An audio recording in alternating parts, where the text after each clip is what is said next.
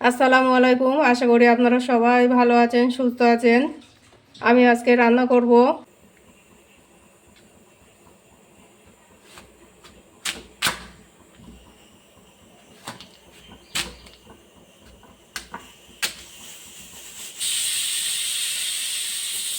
কুমড়োটা একেবারেই পুরুষ্ট। আমি সবগুলো এইভাবে কেটে নেব।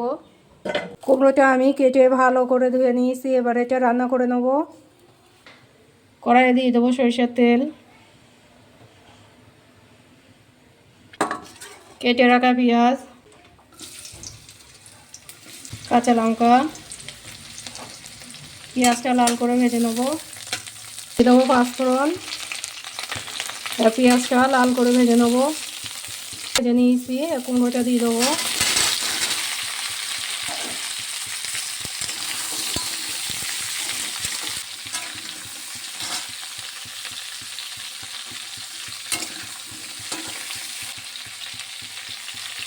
দিয়ে দেবো লবণ,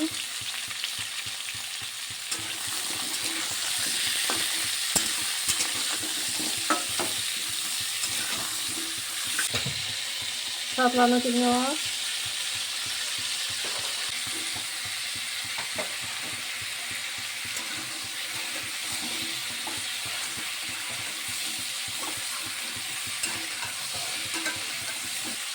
দিয়ে দেবো একটু আদা রসুন শুকনো লঙ্কা একসঙ্গে বাটা,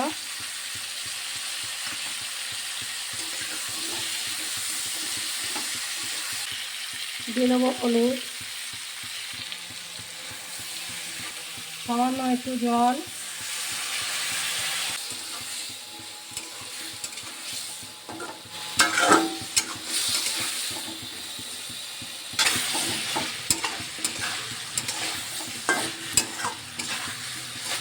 ভালো করে কষে নিয়েছি। এবার ঝোলে জল দিয়ে দেবো।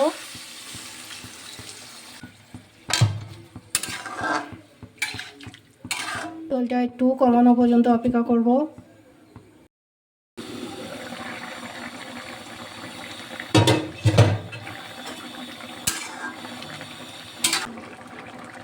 দিয়ে দেবো স্বাদ অনুযায়ী চিনি। রান্নাটা প্রায় হয়ে গিয়েছে, এবার নামিয়ে নেব।